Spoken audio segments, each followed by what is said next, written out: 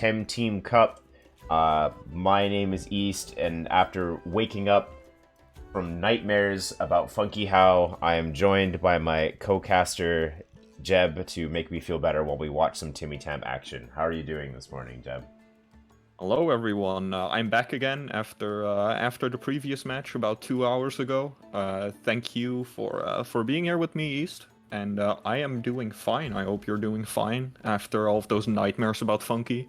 Yeah, 4-1 on ladder, 0-6 against Funky How, though. So it was a tough night on the old stream, climbing the ladder last night. But it's okay. We're here for some Timmy Tams. It's a beautiful, sunny morning in Vancouver.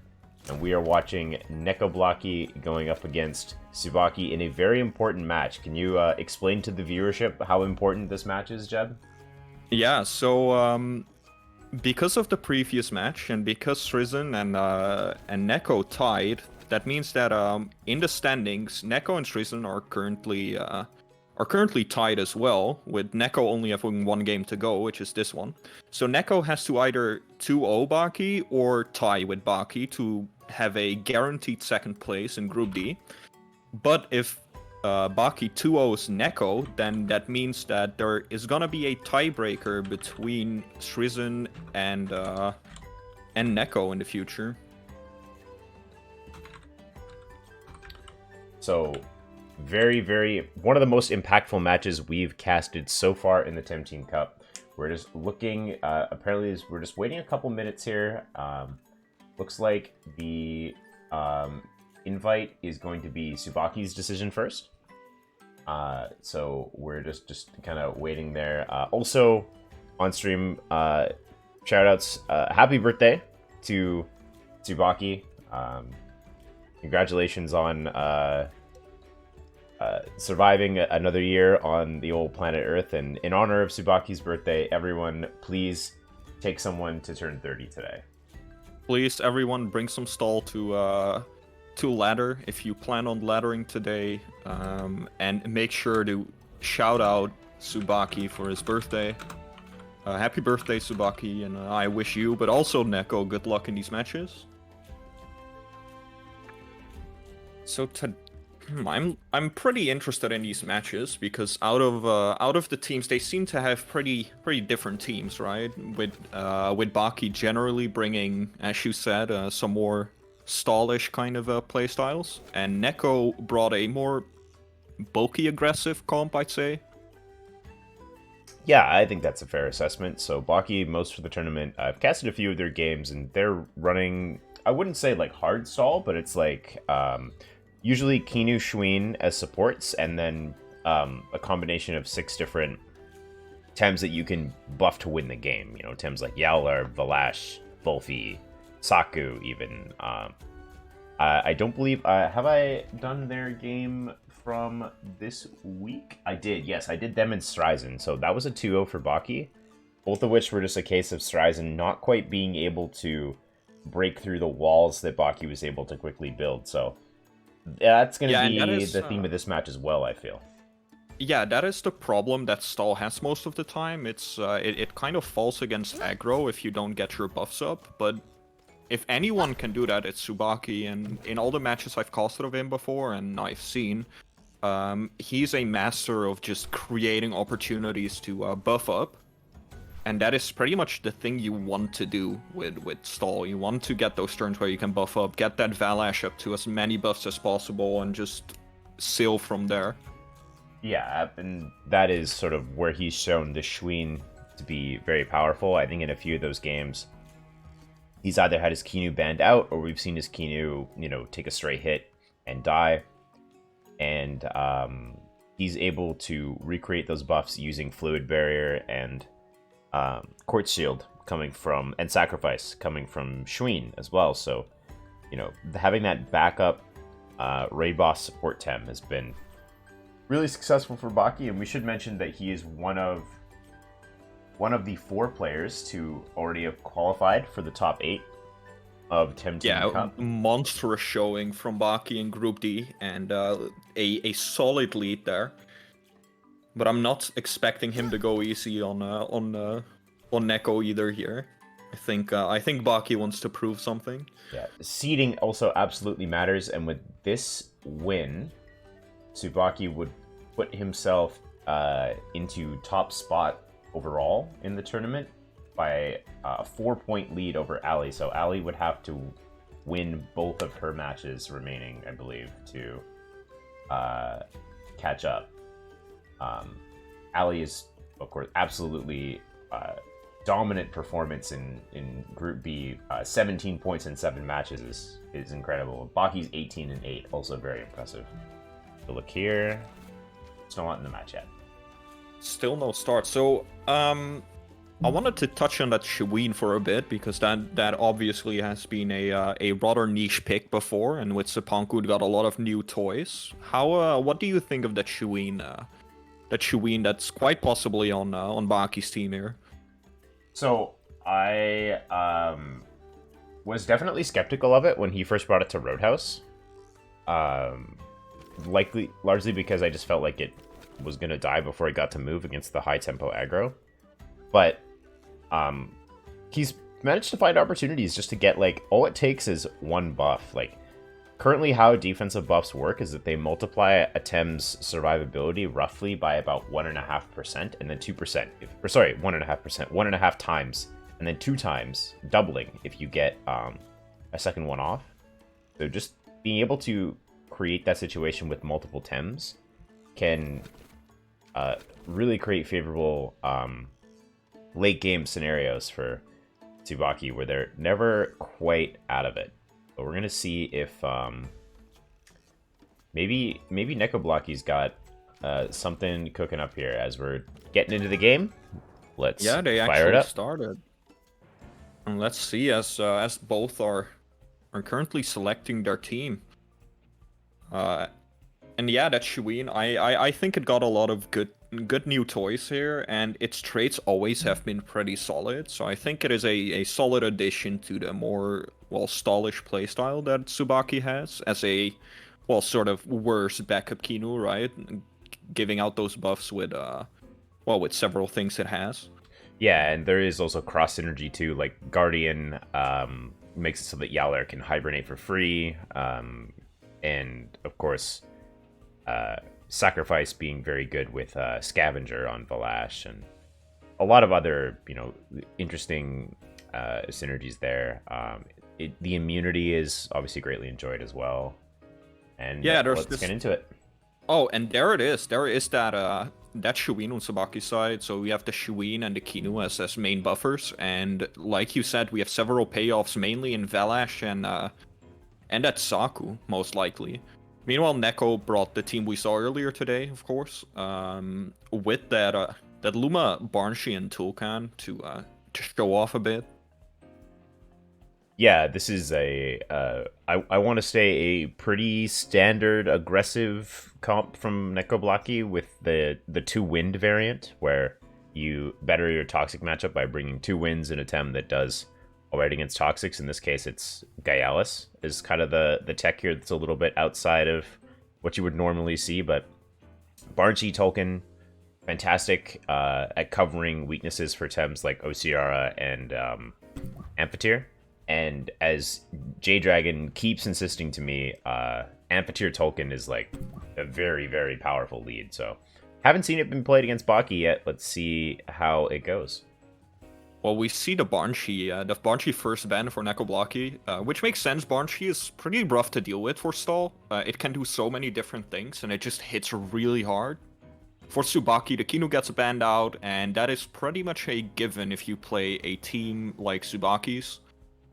Well, Kinu is just a terror to deal with. The interesting thing here, Jeb, is that this is an aggro team that didn't ban out Deceit Aura Nagais in its first ban phase. So this is... Yeah. Neko obviously has a game plan to deal with that Tem. And let's see what that is. As out comes Yowler. You gotta think that with no Barnshi, the Yowler becomes so good as well. You've gotta think Tsubaki's primed to pick Naga here, though. So what is Nekoblakii going to pick to sort of discourage that? Well, the Mashuk is a decent start. It doesn't appreciate the mental moves, of course, coming from the Nagara Beta Burst or the Psy Surge on turn 2. But Mashuk does do a lot of damage, and there's that token that we talked about, the Heater token, that has been proving to be quite strong. So I've probably played close to 200 games of Ranked, and almost all of them have been with DA Naga. And I gotta say, these are the moments where you feel like they're baiting me. Yeah, so we don't see it. There's the Shween, yeah, because you know you're so tempted to just slam Naga here, right? But you've got to think that Nekoblakii is ready for it.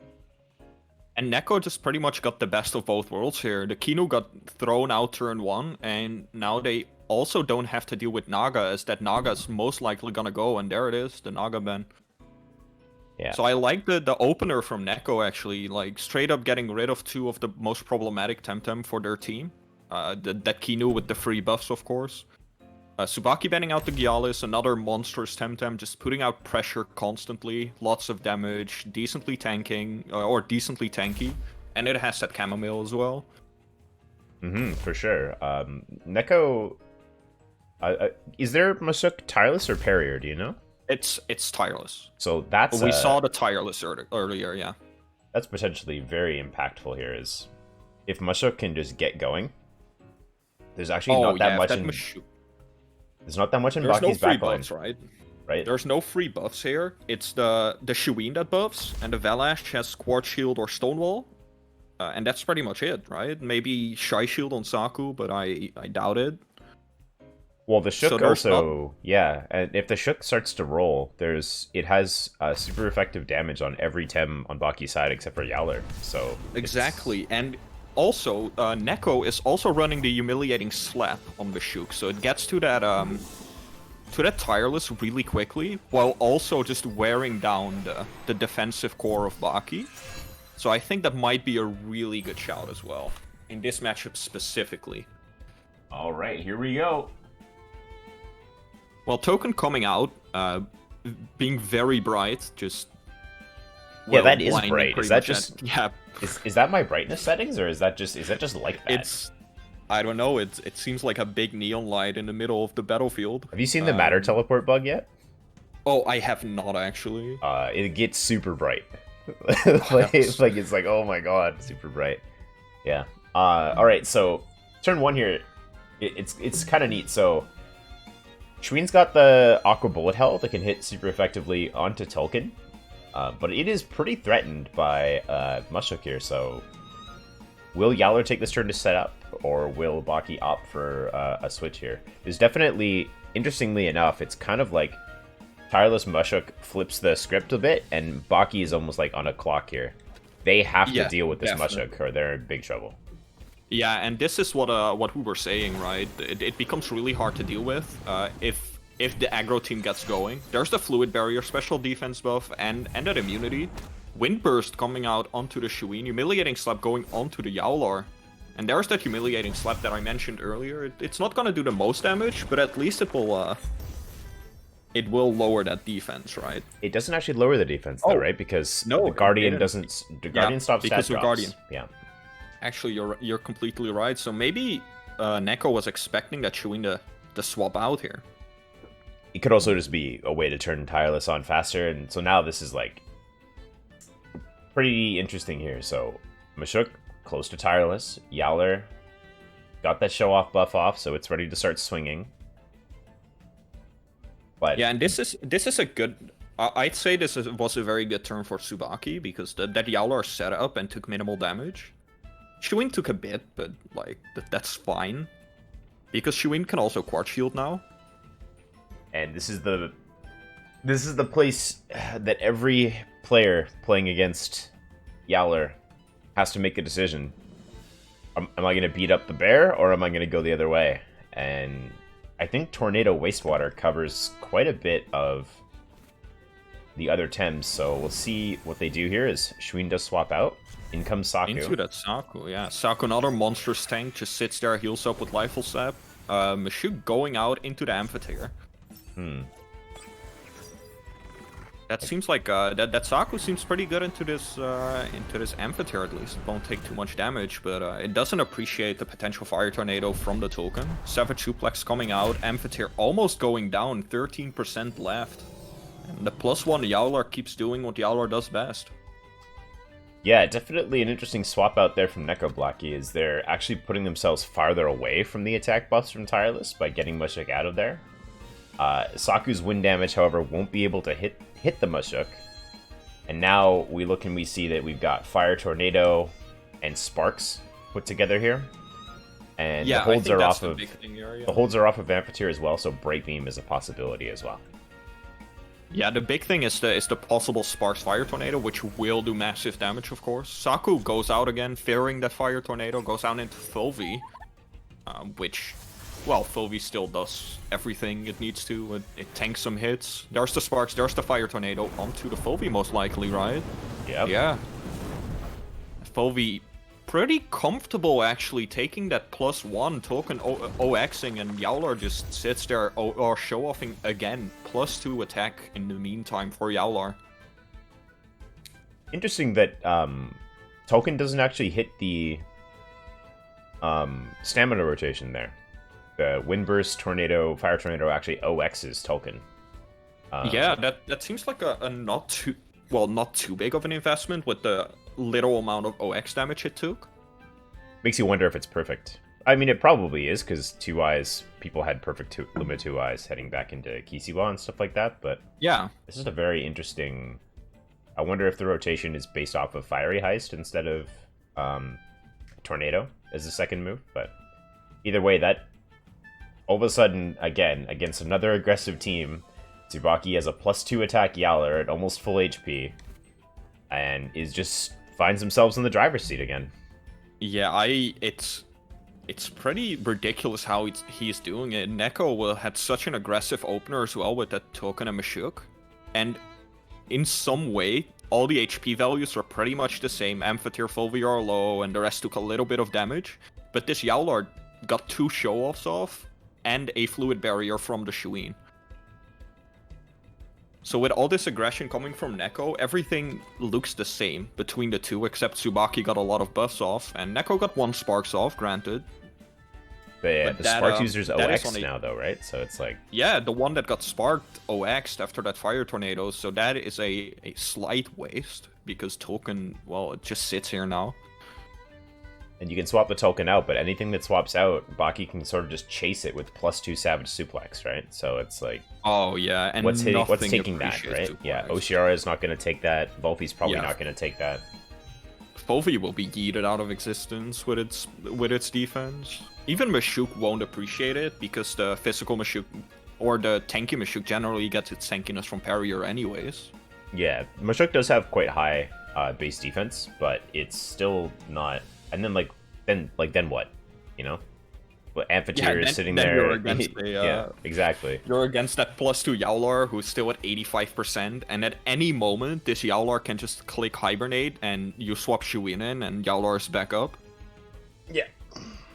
This is it's a horrifying position for Neko. Tsubaki has been set up. It's ready, and Neko has to find a way to deal with Yowler, and it starts out with Plague, which brings it down to 70%, and Exhaust, more importantly, of course. Yeah, I like that play.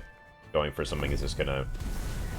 DV will take out the Amphitheater, so at least Amphitheater got a little bit of value. It's the Plague and the Sparks. There's the Savage Suplex onto the Fulvi, and it just Okos. Fulvi goes down, +2 Savage. Yeah, the nice thing about it is it does bring Yowler to the point where, you know, 1 more attack will OX it, which gives Neko a window. It is a very small window. It's kind of like those windows that, like, I don't know, you like the keyhole where you, like, go to see, like, who's at the door. You know, those, like, little tiny windows you look in? When yeah, people... it's so minimal. No? Okay, yeah. It's so minimal, but it is an opening. Well, it'll be an opening next turn. Yeah, I mean, yeah, of course. But the problem is that or if any team is built to take a turn off or 2, it's Tsubaki's team. Yeah, it's actually very likely a rest here, right? From Yeah, and you Yowler. can't just do that, because if it takes too much damage, just hibernate, swap in Shuin, and you're, well, back up. Yeah. Neko sends in the Osiara Mashuk, which I think out of anything they have is most likely one of the most aggressive duos that they have. Mashuk back up to 100% stamina, so very far away from that tireless proc. Osiara with the Hurry Ward though, so Aquatic Whirlwind is up, Tsunami is up. Like, Osiara can do pretty much everything except for Sabashio's Wrath. Yeah, the Aquatic Whirlwind Wastewater, it can cover the non-Yowler slot pretty well. It can also deal pretty good damage to the Yowler. 45% play comes out, Osiara gets hit down to 32.8%, massive chunk, Fulvi doing what it does best. Wastewater also into the Yowler, 28%, and Yowler rests. So now the whole Hibernate play, it just doesn't work anymore. Yowler are still trapped. This is a dead Yowler, right? That's right. Unless it leaves. It can't leave. It's trapped. It is trapped, yeah. So that is going to be It's trapped. Osiara doesn't have hold, but I mean, it can do something, and if it gets outspeed by Plague, that's fine, because then Mashuk just wastewater it again. Yeah, this is that is technically a 1-for-1 trade though, right? The Yowler for the Osiara. I mean, that's a trade you... it's so hard, because normally you trade that, because, well, Yowler is one of Tsubaki's win cons, but in this case you can't. Osiara swaps out into the Tulkan, and that is a great target to get played, because at least it resisted. There it comes. Tulkan takes barely any damage, the exhaust doesn't matter. And there's no trap either, because, well, no handcuffs. Wastewater comes out, Yowler goes down, so that's the monster dealt with.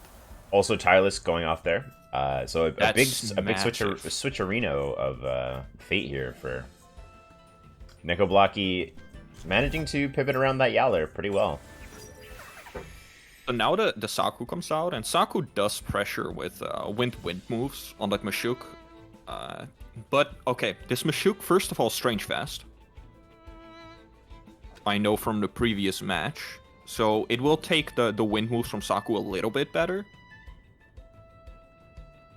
But yeah. Tornado is up on Saku, exactly. So it can really bomb this slot. But I don't know if that strange fast throws off calcs though. Like in what fashion it would throw off calcs versus the tornado. And so this token now should have tornado, but not fire tornado active, so no fire moves. Right. No fire moves, only tornado and wind burst here. It does have that hand fan, right? So it wants to chunk with those wind moves as well. Yeah, this should KO Multi here. Yeah, definitely. There goes the tornado. The hand fan tornado onto the Fulvi. Fulvi goes down. Tireless went first. Double team Fulvi, yeah. Oh, Neko. Wastewater, big OX, and Saku gets OCO'd pretty much. Yeah. +2 Wastewater coming from that tireless Mashuk. Mashuk down to 71% because of that OX, but Neko just turning this around completely. Yeah, and now we've got Fire Tornado to cover the Valash here. Tsubaki's Valash not the fastest out there, and could be punished for that lack of speed, as we're quickly coming to the end here. Nekoblakii finding a way to take the situation and punch holes in Baki's defense, and now they are in the driver's seat themselves. Wow. Yeah, you can just... Oh, the sacrifice comes out. It's a last-ditch effort to raid boss with its Valash, but I doubt it will take a Fire Tornado plus uppercut here. And you can't just uppercut, right? It's the base jump onto the Mashuk. Mashuk taking a bit of damage, going down to 34, but there's that Fire Tornado. Fire Tornado dealing a solid 65% token OXs. There's the +3, and there's the uppercut. Will it take the Valash out? Easily, and Valash goes down, and that is first game going to Neko, and that also means that Neko qualified as the second seed. What a way to qualify too, you know? Take down the top player in your group. Bit of a... was looking kind of rough there for a bit, but Neko... I guess the thing that we hadn't really talked about is just the threat of like a well-positioned Mashuk in the back, just doing so much damage. In the end, saving that Mashuka's win con and just rolling with that was fantastic. I think if And Tsubaki could play that one back, they probably would have taken that turn on Yowler to attack rather than rest, or hibernate rather than rest. yeah, probably the hibernate. And also, what was very important in this match was that amphitheater. That amphitheater that almost died due to the first Savage Suplex, that got off the sparks and got off the plague. That plague was massive. Yowler players punished for no longer running chamomile. We'd love to see it. Wait, I'm a Yowler player. Don't love to see it. All right, game number 2. Here we go. It's going to be... Game number 2, Neko versus Tsubaki again. Will Tsubaki take this for the 1-1, for the tie, or does Neko go for the 2-0? Neko had a great position in the end and played around everything really well. Starts up with that Kinu ban once more, and does Tsubaki have to pick the Naga here? Tsubaki actually bans the amphitheater here. That means that Banshee's still open, but Neko still opts to first pick that Mashuk. That Mashuk that just did so much last game. It's kind of interesting. Like, what's stopping you from going Naga here? Yeah, there it is. Yeah, and Naga there it is. Saku. There's the Naga. And that's what we said last game, right? That Naga, it seemed like a bait in the end. But yeah, you wouldn't know. There's that token. So we have the token plus Mashuk opener again. This is likely to but that stop means the that Mashuk Banshee... from going down to Beta Burst and Tornado, Yeah. or Beta Burst and Wind Burst, right? Lots of bursting I think so, yeah. Baki's side. Turn 1. As I said, this Mashuk does wear the Strange Vest, if I'm pretty sure, if I'm Yeah, it is if I Strange recall Vest, yeah. correctly. But I doubt it will take a Beta Burst plus Wind Burst. With the burn Even from with Tolkien, Strange Vest. it's possible, though. Oh, that's right. That heater from Tolkien might throw off calcs even more. Yeah. I'm expecting that Banshee ban again, or maybe the Gyalis. Because they're just terrifying to deal with, right? The Banshee just does a lot of damage. Oshiara may also be a prioritized ban for Baki here. His last game, it was able to kind of just get in and take Volfi out with Aquatic Whirlwinds. Yeah. Or Yeah, the Gyalis does make sense, I think. sorry, not Aquatic Whirlwind. It was able to get Aquatic Whirlwind off into the Yowler. Yeah, and that did a good amount of damage as well, especially with that Hurry Bark now, that it can just do that first turn Aquatic Whirlwind. And there goes the Gyalis, so Neko does have the Banshee open now. And there goes the Shuin, so barely any buffers left on Tsubaki's side. And that means you have to play a tanky comp against some more aggressive comp without actually being able to buff like easily. That's gonna be a nightmare to deal with. Yeah, Baki. No Kinu, no Shuin, no Quartz Shield or It's gonna be Fluid all Barrier. value. Can Baki get the out value here? So here comes the Banshee. Oh, it's between OCR and Falash, and I'm expecting the OCR. No, actually, OCR doesn't seem too great here because it's Naga, Saku, and a potential Adoro. This is the nice thing about not last picking the Yowler. Lets Baki see what see everything that's developing in the draft. With no Oshiara, it's possible that Yowler makes an appearance here, but the Banshee, of course, does pressure it. Yeah, that's the good thing about having that Banshee now, right? It pressures the Yowler, but well, Neko was able to deal with the Yowler eventually anyways, even without the Banshee, so the Banshee only makes that easier, and no easy buffs onto the Yowler either. Makes this makes this quite scary. There's that heater. Saku and Naga being burned for one turn, of course, so this Mashuk might be able to live a double and even with the Strange Fest and the burn. Because that's quite a bit of damage reduction that it has now. Well, and just stays in, so 44% still from the Air Specialist, Hand Fan, Wind Burst coming from Saku, Beta Burst coming out onto the Mashuk as well. Will Mashuk die? No, 12%, there's the Wastewater. And that is a dead Naga, I'm pretty sure, right? Oh, Reactive File, never mind. Pushing off the burn as well, Wind Burst takes Still it dead. to 5%, dies to the Toxic. That were a lot of triggers happening. I wonder if Tsubaki's just fine with that. It's kind of tricky because Banshee is in this game instead of the last game, but The problem that Baki had last game was that Mashuk was able to kind of come in at the end and really get Tireless going. Whereas now, they do have Tireless active, but they're sort of checked by Tornado and have to leave. So yeah, no easy cleanup anymore. Although there is a Valash, and if anyone is better at cleanup than, well, Tireless Mashuk, now it is Valash. Yeah, and so you can pretty easily forecast a swap here from Nekoblakii because Tornado will outspeed Mashuk and KO it if it stays in. So Baki gets the opportunity to sort of chase that play, as Valash and Saku do relatively well into Tornado. Valash doesn't love taking it, but it can use... this token seems okay here, though, on this board. It can probably just wait a turn and just click Fire Tornado then to pressure out Saku or Valash. Yeah, for sure. So Baki's got to make this turn count. And its Tornado will still do a lot of damage, right? But as we remember from last game, Windburst Tornado, Fire Tornado will OX the token. Just barely. Mashuk does dip, and will most likely be that Tornado into that slot, right? Banshee will take that.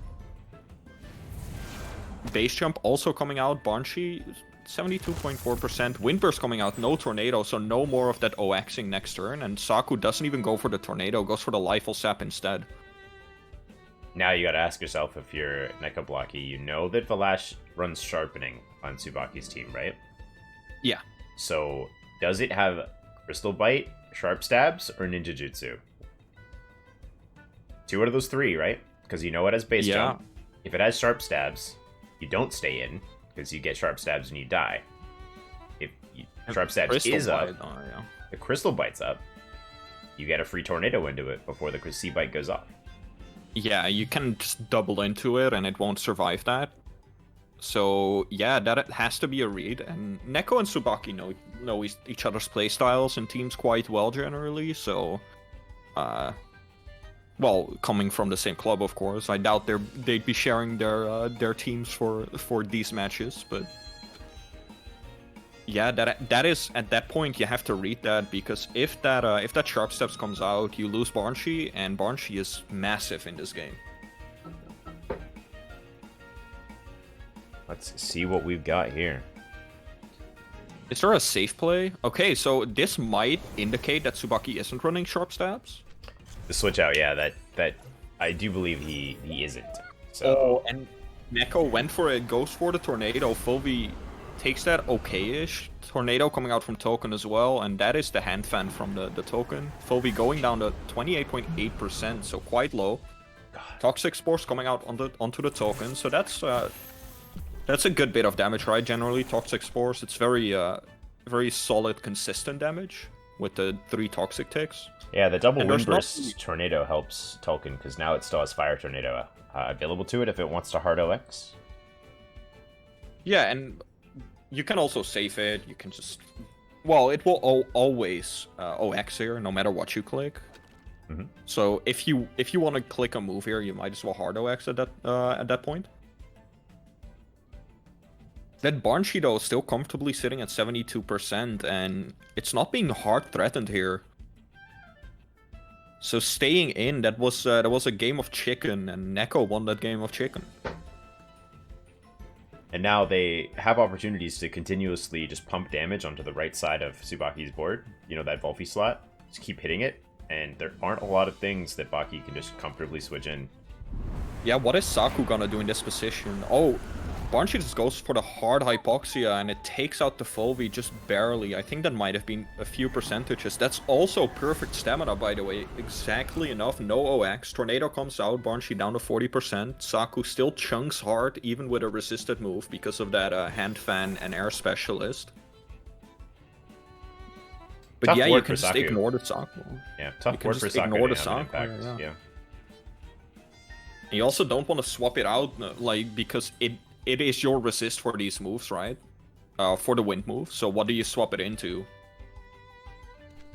It's really unfortunate, because that you want that to be your swap in for like a double wind turn. But it's just stuck on this board, and if you swap it out, you lose way too much tempo. So you have to make do with resisted hits and throwing out Toxic Spores. Baki sending in that Yowler again, and Yowler suddenly looks a lot less threatening now that it doesn't have that fluid barrier or the +2 attack.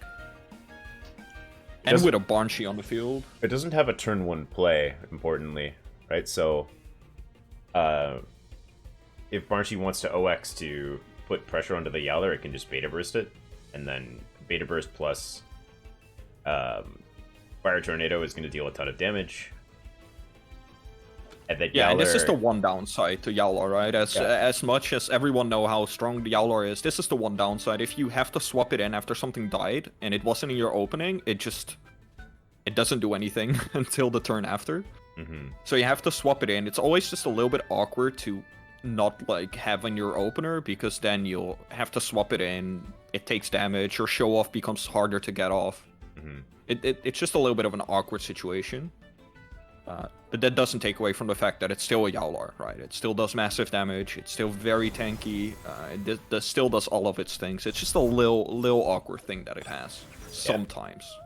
Neko going for that Plague Pressure, and Baki responding by swapping in Valash. And that's so good for Neko once more, because, well, that's just a Dust Vortex, and that Volvi just sits here happily. Token still has that Fire Tornado up, so you also have that. That seemed like a read. That Volvi swap seemed like a big read. The interesting thing about this is now that Valash has come in and lived, it actually can go before Nekoblakii's team, because it has access to Ninja Jutsu. So I wonder if Valash leaves to save that Ninja Jutsu for later. Nekoblakii bringing in their own Valash. No, it's Saku. Tsubaki swaps at the Saku, yeah. There comes the Yowler. So at least this is a semi-free swap in for Yowler, because I expect the moves to go into the Valash, of course. In the meantime, Neko's Valash pretty handily takes the Ninja Jutsu, 43%, and Valash dies to a Dust Vortex. Neko's Valash heals back up again, and it's looking very, very good for Neko. Oshidashi is honestly, up. Yeah, that's a big thing, but will it be enough with a Banshee in the back, with Tolkien in the back? It looks like a pretty clean game from Neko here. They've got to do a lot of damage to this Yowler. So that's kind of the thing that Baki has going for them, is that the Tems that they do have left, even though they don't have buffs, are pretty tanky. But Saku is very low on stamina, hard for it to have an impact. Yeah, this Saku is basically stuck in like Toxic Spores jail, right? It has to click Toxic Spores, otherwise it will OX. The play comes out onto Yowler. That's pretty big as well, as we saw last time. Yowler, with the stamina changes, or the change to the stamina pools, it just took 70% of its stamina pool after one Oshidashi. Valash dies, though. Valash dies, yeah. The pretty straightforward turn. Either Volvi or Valash was gonna die to that Oshi, and it was the Valash. But here's the Banshee, and Yowler's at 50%. Yeah, so this is gonna be Yowler taken down by the double, and then... Yeah, and then what is Saku gonna do? Because there's a token in the back. With Fire Tornado still saved for this moment, yeah, and then still Mashuk with that Fire Wastewater. Tornado. Yeah, it's looking pretty grim for Baki here. And it's been so well played by Neko, like just slowly taking apart Baki's team, and it all started with banning out both of the buffers, and this is kind of the result from that, right? Everything tanks hits, but doesn't just tank, or it doesn't tank quite enough to have a big impact. But because of all the defenses, they also don't have the offensive impact, except for the Yowler, of course. Yeah, big turn 1, getting the KO on the Naga, so we saw the anti-Naga tech there, with Tolkien and Mashuk working together there. Yeah, and that was the bait that we were talking about. Yeah. So that worked out in the end. Volvi taking the tornado.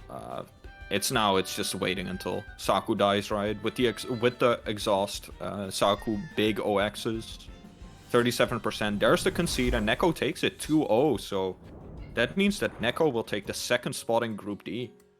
All right. Congratulations. GG's to Nekoblakii as they qualify and take a clean 2-0 there. GG's to both players. Of course, happy birthday again to Tsubaki. And that's it for that series of games. Right? Sorry? It's pretty big for Ali as well, right? As you mentioned before, this for seeding and in the top 8, this could be pretty big for Ali. Yeah, a single point will put her into a tie. It also gives Luke Leo an outside chance of moving up as well, with only 7 matches played and 15 points. Baki finishes with 18 points in 9 games. Nekoblakii with 13 in 9 to qualify from Group D. This D. is Group D. I'm pretty sure, yeah. Group D, that's right. Anyways, those were 2 pretty convincing matches, yeah. Yeah, and so real quick, just throw up our BRB. Oh, let's go do this one real quick, actually. Sorry, throw up the other overlay. So as we can see here, our next match coming up is going to be Cielo versus Arishi. That is going to be in about an hour's time or so. So we are actually going to step away, and we will be back up here, starting up the stream again in an hour with Cielo versus Rishi. Thanks so much for Jeb for coming on and casting with me.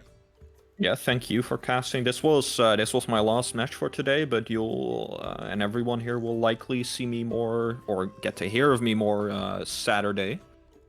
So I'm finally getting back into the swing of casting again. So thanks for having me, and thanks for everyone who showed up for this match. Thanks for being here, chatting, interacting, and also subscribing, as I just saw. Yeah, thank you, Pat Farm, for the sub. And as everyone is no doubt aware of me repeating multiple times by now, the TemTeam Cup is put on by Tem.Team. It's organized by Tylo. Shoutouts to them. And thanks, everyone, for tuning in. And we will see you again in about 50 minutes. So be there or get farmed by Funky Hell on ladder. Right. See you guys. See you guys later.